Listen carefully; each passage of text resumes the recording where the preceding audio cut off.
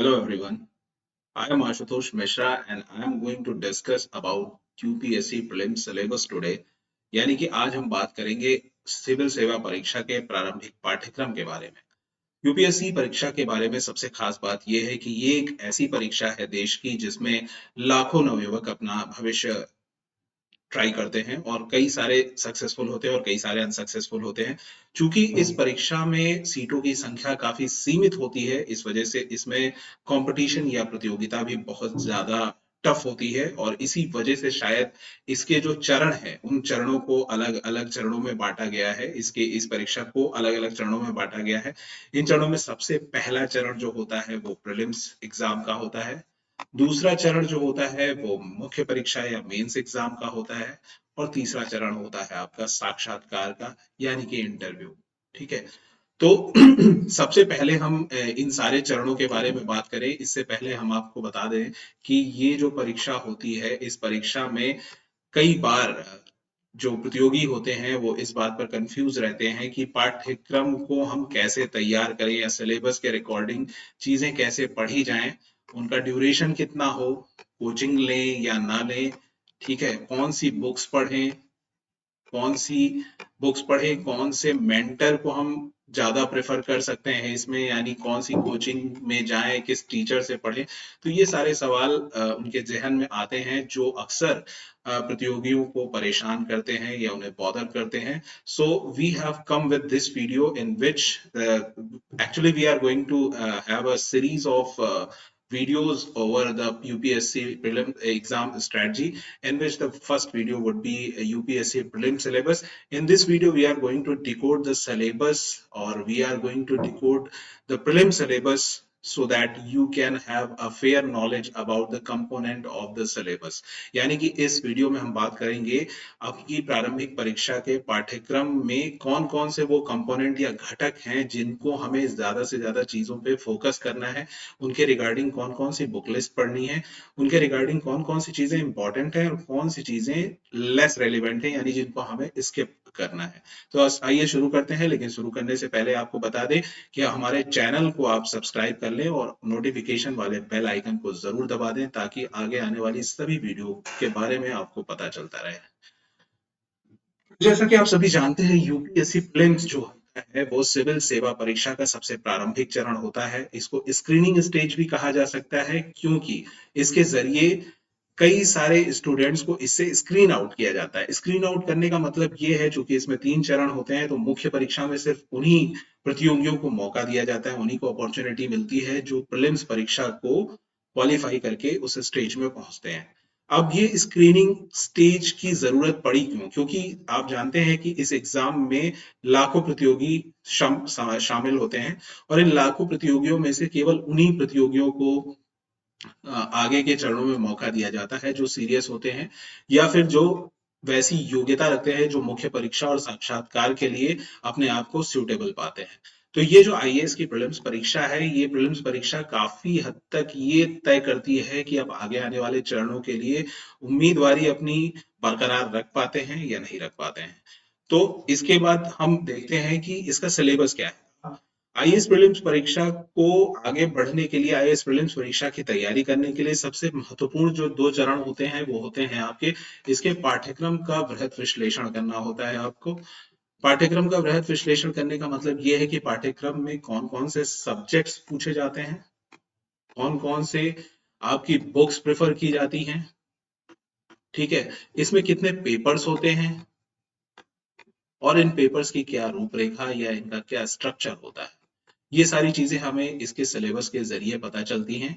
और दूसरी जो महत्वपूर्ण चीज आती है वो आते हैं आपके प्रीवियस ईयर पेपर्स, यानी पिछले सालों के जो आपके प्रश्न पत्र हैं उनके बारे में इसमें जानकारी दी जाती है। तो प्रीवियस ईयर पेपर से आपको क्या पता चलता है कि what is the difficulty level of the paper, ठीक है, डिफिकल्टी लेवल किस तरीके का है, पेपर का स्ट्रक्चर किस तरीके का है, निगेटिव मार्किंग अगर है तो किस तरीके से है, कितनी निगेटिव मार्किंग है, ये सारी चीजें आपको पता चल सकती है। इसके अलावा previous year papers will help you to decide to make a fair assessment of your preparation also.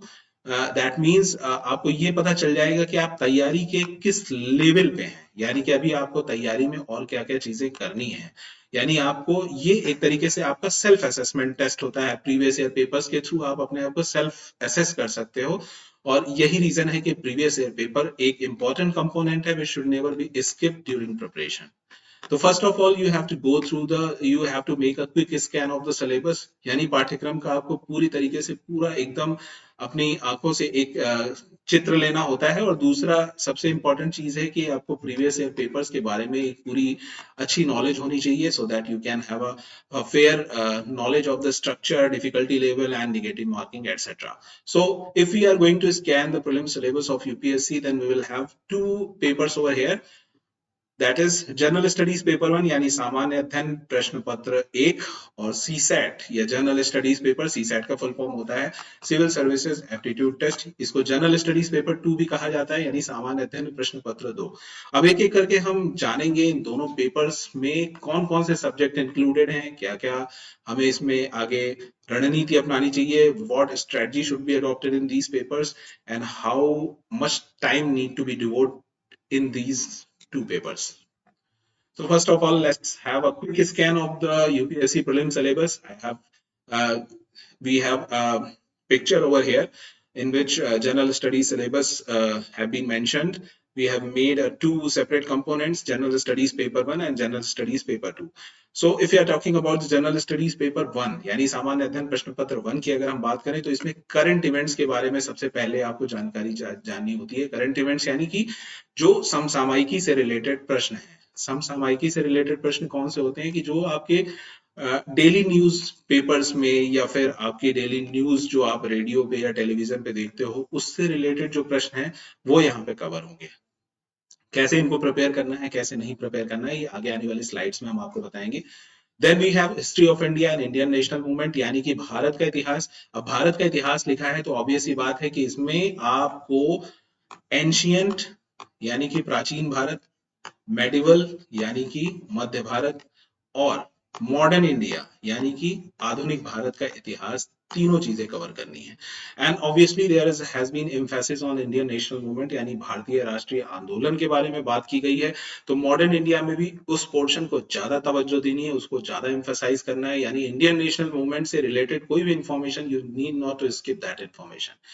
Then we will have Indian and world geography. Obviously इसमें कोई चीजें मेंशन नहीं की गई हैं, so वर्ल्ड ज्योग्राफी में भी और इंडियन ज्योग्राफी में भी आपको सारी चीजें पढ़नी है, यानी physical as well as economic and human geography. Then we have Indian polity and governance. Indian polity में आपको चीजें पढ़नी है जो आपने शायद लक्ष्मीकांत अगर पढ़ी होगी या एनसीईआरटी की बुक्स पढ़ी होंगी, तो देन आपको ये पता होगा कि इंडियन पॉलिटी में क्या क्या चीजें आती हैं। यानी इसमें आपको कॉन्स्टिट्यूशन, इसका अमेंडमेंट, इसका प्रोसेस कैसे होता है, ठीक है, कॉन्स्टिट्यूशन बनता कैसे है, और कॉन्स्टिट्यूशन बनने से पहले जो जो एक्ट्स और रेगुलेशंस हमारे एग्जिस्टिंग थे उनके बारे में आपको नॉलेज लेनी होगी। एंड ऑब्वियसली गवर्नेंस के बारे में जब हम बात करेंगे तो इसका मतलब होता है प्रशासन, यानी कि जब हमारी नीतियां बनती हैं, जब हमारे कानून बनते हैं, उन कानून को इम्प्लीमेंट करने के लिए, उनको लागू करने के लिए जो जो नीतियां अलग से बनाई जाती हैं, उनको लागू करने के लिए कौन कौन सी फंक्शनरीज रिस्पॉन्सिबल होती हैं, उन सब के बारे में आपसे गवर्नेंस में जाना जाएगा। Then we have economic and social development, यानी कि अर्थव्यवस्था के सभी पहलुओं के बारे में और सामाजिक विकास के जो पहलू हैं उनके बारे में आपको एक अच्छी खासी जानकारी होनी चाहिए। Then we come to the most important point, that is environment and ecology, and we have seen that in the previous years papers this section have been emphasized more. Biodiversity and climate change have been also included in this particular section, यानी कि इसमें आपको जलवायु से संबंधित चीजें, जलवायु से संबंधित जो जो आपके समिट्स होते हैं, जो जो आपके लॉस बनते हैं, जो जो आपके कानून बनते हैं, उनके बारे में आपको जानकारी चाहिए। बायोडाइवर्सिटी यानी जैव विविधता, इसमें कौन कौन से हॉट स्पॉट हैं India as well as in world, and the climate change in which various portions, various things have been covered that we will learn in the future slides. Then we have general science. In general science also you have to make an emphasis over biology and certain aspects related to biology in which biotechnology and agricultural genetic engineering, everything is included. So general science means biology as well as biotechnology and genetic engineering, all those changes that have been made in the existing syllabus of your, that means this portion need to be covered with along with the current events. That means general science is a static portion and current events obviously is a dynamic portion. So this particular section need to be linked with current events. Then we will have a quick glance at CSAT General Studies syllabus. This is a qualifying paper and you need to secure only 30% marks out of 200 marks. So you need not to bother about this much. But as far as the Hindi medium students are concerned, or people who are hailing from non-scientific backgrounds, they need to look they have more problem in this section because of they are not having maths and science in their curriculum. तो जिनके पास ये subjects नहीं है उनको इसमें maths and aptitude section में ज्यादा focus करना है, और जो हिंदी मीडियम से हैं उनको ऑब्वियसली इंग्लिश कॉम्प्रिहेंशन में भी काफी फोकस करना है, बिकॉज इंग्लिश कॉम्प्रिहेंशन इसमें सबसे ज्यादा पोर्शन कवर करता है, up to 50%. So this portion need to be covered very cautiously for those students who are hailing from Hindi medium background, जो ऐसे एरिया से आते हैं जहाँ पे इंग्लिश का बहुत ज्यादा यूज नहीं किया जाता है. And after comprehension, the people who are hailing from non-scientific or non-math background, they have to make a very good they need to be good at basic numeracy and data interpretation.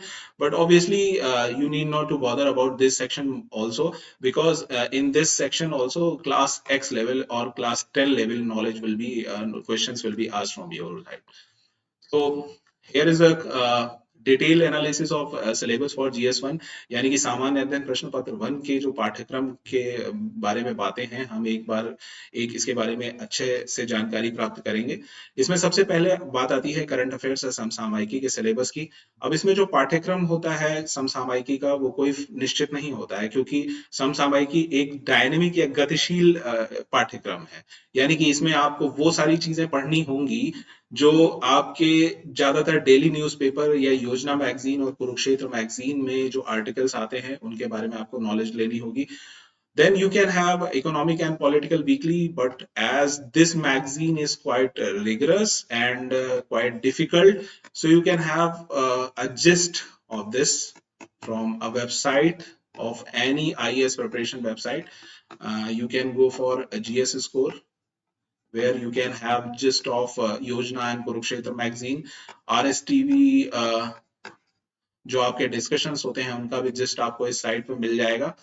Then you have PIB press information bureau releases, इनका भी gist आपको GS score की website पे मिल जाएगा along with the questions that have the potential to come in your exam. And obviously last but not least, इसमें आपको हिंदू और इंडियन एक्सप्रेस में जो आर्टिकल्स हैं उनके बारे में आपको नॉलेज लेनी होगी. हिंदू में जो आपका एडिटोरियल सेक्शन होता है और जो आपके कॉलम्स होते हैं उनके बारे में आपको अच्छे से नॉलेज लेनी है. और हिंदू और इंडियन एक्सप्रेस के भी जिस्ट आपको GS स्कोर की वेबसाइट पे आसानी से मिल जाएंगे, लेकिन मैं ये आपको सजेस्ट करूंगा कि you just go through the newspapers thoroughly and make a quick notes out of this newspaper these newspapers. Hindu में एडिटोरियल और columns as well as the front page and international news आपको अच्छे से कवर करनी है. इसके अलावा कल्चर से रिलेटेड और साइंस से रिलेटेड न्यूज भी आपको अच्छे से कवर करनी है, और इन पे बेस्ड नोट्स भी आपको साथ साथ बनाते चलने हैं. इंडियन एक्सप्रेस में आपको एक्सप्लेन सेक्शन में कुछ न्यूज अच्छी मिलेंगी जिनको आप नहीं स्किप कर सकते, इसलिए एक्सप्लेन सेक्शन में आप जरूर देखें. इसके अलावा इसके भी एडिटोरियल्स और कॉलम्स देख सकते हैं, but only those editorial and columns need to be studied which are unbiased. Unbiased means they should not be political one. Okay.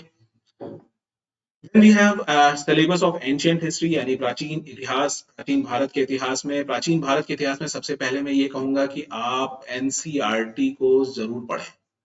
NCERT पढ़ने का मतलब ये हुआ कि NCERT की जो ओल्ड एडिशन बुक है जो RS शर्मा ने लिखी है उस बुक को आप स्किप ना करें, क्योंकि इसमें आपको जो भी जानकारी मिलेगी उससे रिलेटेड जानकारी शायद कहीं और नहीं मिलेगी, और इससे सीधे सीधे आपके क्वेश्चंस प्रीलिम्स में पूछे जाते हैं। ठीक है, अब इसमें पढ़ना क्या क्या है आपको, जैसा यहाँ सिलेबस में मेंशन्ड है कि among various sources, archaeological sources मतलब जहां पर खुदाई वगैरह की गई, जैसे लोथल है, कालीबंगा है और राखी गढ़ी है, इन सारे प्लेसेस के बारे में आपको अच्छे से जानकारी लेनी है। उनको किसने उन प्लेसेस को किसने एक्सकेवेट कराया था, किसने खुदवाया था, वहां पे कौन कौन सी चीजें मिली हैं, उनका हिस्टोरिकल सिग्निफिकेंस क्या क्या है, ये सारी चीजें आपको पढ़नी है। Then political administrative theory from pre modern period. Pre modern period means Indus valley civilization, और इसके बाद का जो पीरियड है उसके उसमें जो जो सोशो और पॉलिटिकल चेंजेस हुए, उनकी एडमिनिस्ट्रेटिव हिस्ट्री की थी। जैसे for an example Indus valley civilization में जो जो आपको चीजें मिली हैं खुदाई में, उनके बारे में आपको पढ़ना है। ठीक है, फिर उसके बाद प्री मॉडर्न पीरियड के पहले ही जो है महाजनपदास का राइज हुआ था। यहां से लेके आपको पोस्ट गुप्ता पीरियड, यानी जो गुप्ता पीरियड के बाद की एक्टिविटीज हुई हैं उस पर ज्यादा कंसंट्रेट करना है। We have medieval Indian history. Medieval Indian history से प्रीलिम्स में बहुत ज्यादा क्वेश्चन नहीं पूछे जाते हैं। So try to give greater emphasis on contemporary historians and sources of the medieval history. ठीक है, अब इसमें भी जो सबसे ज्यादा इंपॉर्टेंट पार्ट है वो है दिल्ली सल्तनत का। दिल्ली सल्तनत में कई सारे किंगडम्स आते हैं। इसमें आपकी स्लेव डायनेस्टी या गुलाम वंश, ठीक है, इसमें आपकी स्लेव डायनेस्टी या गुलाम वंश, देन आपका तुगलक डायनेस्टी, और फिर आपका खिलजी डायनेस्टी, और लास्ट में आपकी आती है लोधी डायनेस्टी, जिसके बाद फिर आपका मुगल एम्पायर आ गया। फिर उसके बाद entire Mughal rule with special emphasis of age of Akbar. Akbar में भी नवरत्नास के बारे में आप पढ़ सकते हैं अच्छे से। नवरत्ना है, और अकबर की जो सोशल और पॉलिटिकल जो थ्योरीज थी या जो भी चेंजेस उसने किए थे उनके बारे में अच्छे से पढ़ना है आपको। फिर उसके बाद special emphasis on the Chola, Vijayanagara dynasty and Marathas. अब चोला और विजयनगर जो डायनेस्टीज हैं, इनसे रिलेटेड क्वेश्चंस काफी हद तक प्रीलिम्स एग्जाम में पूछे जाते हैं, तो इनको बिल्कुल स्किप ना करें। इसमें भी चूंकि आर्ट एंड कल्चर से रिलेटेड जो क्वेश्चन है वो काफी ज्यादा प्रोबेबल होते हैं, तो आर्ट एंड कल्चर से रिलेटेड जो भी चीजें आपको इस मेडिवल हिस्ट्री या एंशियंट हिस्ट्री में मिलती हैं उनको जरूर पढ़ें, और उनसे रिलेटेड नोट्स जरूर से जरूर रिवाइज करें। आता है आपका modern Indian history. Modern Indian history में आपकी ब्रिटिश कॉन्क्वेस्ट, इंडियन रिएक्शंस, यानी कि जो जहां जहां पे जो लोगों ने पॉलिसीज बनाई थी, जैसे जैसे कॉन्क्वेस्ट करते गए, जैसे जैसे झांसी, सतारा, इन सबको अपने अंडर में करते गए, किस तरीके से इन्होंने अपना राज फैलाया। ठीक है, फिर उसके बाद ब्रिटिश की जो इकोनॉमिक पॉलिसी थी, जिसको जैसे ड्रेन किया इन लोगों ने, तो उसके बारे में आपको पढ़ना है यहाँ पे। और इसमें भी मैं आपको बताऊं कि ओल्ड एनसीईआरटी जो है विपिन चंद्रा की, उसको आपको जरूर से जरूर पढ़ना है, और यहाँ पे भी उन चीजों को ज्यादा फोकस करना है जो ब्रिटिश रूल की वजह से जो जो चेंजेस आए थे इंडियन सोसाइटी में, या उनकी वजह से जो जो सोशल और इकोनॉमिक चेंजेस हुए थे, वो आपको एम्फसाइज करना है यहाँ पे। सोशल कल्चरल एस्पेक्ट्स में वो चीजें देखनी है, जैसे सती प्रथा का अंत हुआ था इसमें। फिर उसके बाद कई सारे विडो रिमैरिज भी हुई थी यहाँ पे। अब विडो रिमैरिज, सती प्रथा से रिलेटेड जो भी इंडियन रेनेसा पीरियड एक तरीके से इसको कह सकते हैं, तो यहाँ पे उन सारी चीजों को आपको ध्यान देना आवश्यक है। फिर हम आते हैं फ्रीडम स्ट्रगल की तरफ। फ्रीडम स्ट्रगल में आपको 1857 से लेके 1947 तक चीजें पढ़नी है, लेकिन इसमें भी दो फेजेस में चीजें पढ़नी है। एक आएगा आपका प्री गांधीयन एरा, और एक आएगा आफ्टर गांधीयन एरा। ठीक है, सो आफ्टर या कंटेम्परेरी गांधी एरा, जब गांधी वापस हिंदुस्तान में आ गए थे, तो उसके बाद फिर क्या क्या चीजें चेंज हुई इंडियन फ्रीडम स्ट्रगल में, वो सारी चीजें आपको पढ़नी है। फिर post independence events just as constitution formation and integration of states. अब चूंकि इसमें इतना ही लिखा हुआ है, तो आपको इससे ज्यादा आगे पढ़ने की जरूरत नहीं है, यानी कि 1947 से थोड़ी बाद की चीजें, जैसे कॉन्स्टिट्यूशन का कैसे कैसे निर्माण हुआ था, उससे रिलेटेड कौन कौन से एक्ट्स थे, कॉन्स्टिट्यूशन किससे किससे इन्फ्लुएंस था, ये सारी चीजें आपको पढ़नी है। आते हैं हम फिजिकल एंड इंडियन ज्योग्राफी पे। फिजिकल इंडियन ज्योग्राफी में आउटर स्पेस यानी अंतरिक्ष में जो जो चीजें आपकी घटित होती हैं अंतरिक्ष में, जैसे बिग बैंग थ्योरी है उसका कैसे निर्माण हुआ, तारों और नक्षत्रों का निर्माण कैसे हुआ, ग्रहों का निर्माण कैसे हुआ, ठीक है, इनके बारे में जो जो हाइपोथेसिस हैं उनके बारे में आपको चीजें पता करनी है, उनके बारे में चीजें आपको पढ़नी है। फिर उसके बाद अर्थ एंड इंटीरियर, यानी कि यहाँ पे जो अर्थ की इंटीरियर है उससे रिलेटेड जो इसका स्ट्रक्चर होता है जिसमें मेंटल कोर और ये लिथोस्फीयर वगैरह आते हैं, ये सारी चीजें पढ़नी है। Geomorphology, climatology and economic geography, ये सारे ज्योग्राफी के ही पार्ट हैं। इसके लिए जो मैं आपको बुक सजेस्ट करूंगा वो प्रीलिम्स एग्जाम के लिए आप पढ़ सकते हो book GC Leong. GC Leong is a good book, and obviously physical geography में NCERT की बुक, और ह्यूमन ज्योग्राफी में भी NCERT की बुक, और इसके अलावा इकोनॉमिक ज्योग्राफी और इन सारी चीजों के लिए आप माजिद हुसैन की बुक कंसिडर कर सकते हो। इसके अलावा इसमें आपको जो सबसे खास बात ध्यान देनी है वो देनी है आपको मैप्स। मैप्स के लिए आप माजिद हुसैन की ही बुक कंसिडर कर सकते हो, जिसमें ये ज्योग्राफी थ्रू मैप्स। लेकिन इसमें आपको ड्रॉबैक ये है कि इसमें जो चीजें दी गई हैं वो इंडियन ज्योग्राफी के रिगार्डिंग ही दी गई हैं, तो इसके लिए आपके सिद्धार्था की भी बुक यूज कर सकते हो कि सिद्धार्था की book geography through map is a good book and it can B referred for further preparation also. Indian polity and governance is a very important topic and is a very important section which covers almost 30% of the questions. So in this you need to study the Constitution of India, Bharat का संविधान। इसके लिए जो पहले book बता देता हूँ मैं आपको, एम लक्ष्मीकांत आपको पढ़नी है। लेकिन एम लक्ष्मीकांत पढ़ने से पहले मैं ये सजेस्ट करूंगा कि आप क्लास 10 की एनसीईआरटी जरूर पढ़ लें पॉलिटी से रिलेटेड, जिसमें भारतीय संविधान और उसके इतिहास के बारे में अच्छे से चर्चा की गई है, और इसको पढ़ने के बाद ही एम लक्ष्मीकांत को ट्राई करना है।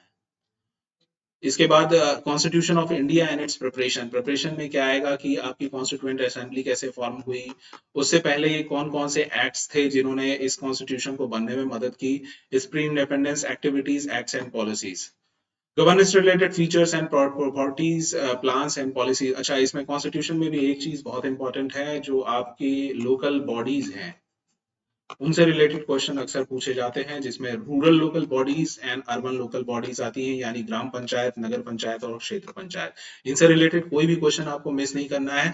It will be better if you can go through the previous year papers of polity, that will be obviously helping you up to a certain extent, and after that you can go through M Lakshmikant question papers which have been covered in the last chapters of M Lakshmikant. So governance related features and properties, plans and policies related to it. Then अगर आप constitution पढ़ रहे हैं तो आपको इसके साथ साथ इससे रिलेटेड जो भी करंट एक्टिविटीज हैं उनको कवर करना है, यानी कि ये भी यहाँ पे भी एक आपको इंटीग्रेटेड प्रिपरेशन लेके चलनी है। That means you have to cover static and dynamic part simultaneously. Then we come to Indian economy. Indian economy में जो दो बुक्स हैं वो हैं आपकी micro economy and macro economy. Micro and macro economy जो एनसीईआरटी की क्लास 11th की बुक्स हैं वो आपको जरूर से जरूर पढ़नी है। फिर उसके बाद यहाँ पे भी चूंकि इंडियन इकोनॉमी भी एक डायनेमिक टॉपिक है, इसलिए I would suggest that you just go through the newspaper on daily basis and make notes accordingly and try to integrate those notes along with your static knowledge. That will be highly beneficial for you and you can fetch good marks in this section. So भारतीय अर्थव्यवस्था में और क्या क्या चीजें हमें देखनी है, जैसे इंडियन बजट, इसके कंपोनेंट, फिस्कल पॉलिसी या जिसको राजकोषीय नीति भी बोलते हैं, इकोनॉमिक सर्वे, यानी कि इकोनॉमिक सर्वे जो आपका गवर्नमेंट ऑफ इंडिया पास करती है फरवरी के आसपास आता है, उसमें भी आपको सर्टेन चैप्टर्स पढ़ने हैं। और current affairs related to it, यानी करंट अफेयर्स में आपकी मॉनेटरी पॉलिसी आती है, सीआरआर, एसएलआर और ये सारी चीजें आती हैं, इनके बारे में भी आपको क्विक रिव्यू चाहिए। इसके बारे में मैं ये कहूंगा कि आप जीएस स्कोर की वेबसाइट फॉलो कर सकते हैं इसके लिए भी, क्योंकि यहाँ पे आपको बजट और इकोनॉमिक सर्वे का पूरा सार मिल जाएगा। तो यहाँ से आप इससे रिलेटेड सारी चीजें ऑब्टेन कर सकते हैं। इसके अलावा जीएस स्कोर की वेबसाइट पर आपको डेली करंट अफेयर्स भी इनसे रिलेटेड चीजें मिल सकती हैं। डेली करंट अफेयर्स पे आप जा सकते हैं, आप वीकली करंट अफेयर्स पे जा सकते हो, और इसके अलावा जीएस स्कोर का प्रीलिम्स संपूर्ण भी आप फॉलो कर सकते हो, जिसमें काफी अच्छी इंफॉर्मेशन है प्रीलिम्स को लेकर, और सारे एक्ट्स, पॉलिसीज और इंडियन इकोनॉमी या कोई भी चैप्टर हो उससे रिलेटेड आपको सारी इंफॉर्मेशन आसानी से मिल जाएगी, और एक कंसाइज नोट्स भी आपको ये प्रोवाइड करते हैं। उसके बाद मिसलेनियस चीजें आती हैं, यानी कि जो बाकी बची हुई चीजें हैं जिसमें ecology and environment related issues आते हैं, जो कुछ सालों से प्रीलिम्स के पेपर में काफी ज्यादा बड़े स्तर पर पूछे जा रहे हैं। इसके लिए आप शंकर आईएएस नोट्स फॉलो कर सकते हो, जिसमें आपको सारी इंफॉर्मेशन मिल जाएगी, static and dynamic both. Then you have policy summits and places in news, जो आपको करंट अफेयर से तैयार करना है। इसके अलावा economy, ecology and environment related issues आप प्रीलिम्स संपूर्ण से भी कवर कर सकते हो, जो जीएस स्कोर का एक वो है। फिर उसके बाद साइंस एंड टेक्नोलॉजी में मैंने आपको बताया था कि साइंस का जो यहाँ पे आर्ट एंड कल्चर है, आर्ट एंड कल्चर में क्या है, डांसेस, फेयर्स, मार्शल आर्ट, लेकिन art and culture is quite unpredictable. तो आर्ट एंड कल्चर में आप कोशिश ये करो कि जब भी आप एंशियंट हिस्ट्री, मेडिवल हिस्ट्री और मॉडर्न हिस्ट्री पढ़ो, तो उसके साथ साथ आर्ट एंड कल्चर का भी पोर्शन कवर करते चलो। इससे आपको ये फायदा रहेगा कि आप फ्यूचर में जब आपको चीजें पढ़नी होंगी तो आपको अलग से आर्ट एंड कल्चर नहीं तैयार करना पड़ेगा। इसके अलावा dances, fairs, martial arts etcetera, ये जो सारे कंपाइलेशन है, ये आप प्रीलिम्स संपूर्ण जीएस स्कोर का जो मटेरियल है वहां से आप कवर कर सकते हो, क्योंकि वहां पर काफी शॉर्ट में ये चीजें दी हुई हैं, आपको याद करने में आसान रहेगा। और इसके अलावा आपको art and culture for the further reference in the main examination also you have need not to cover once again.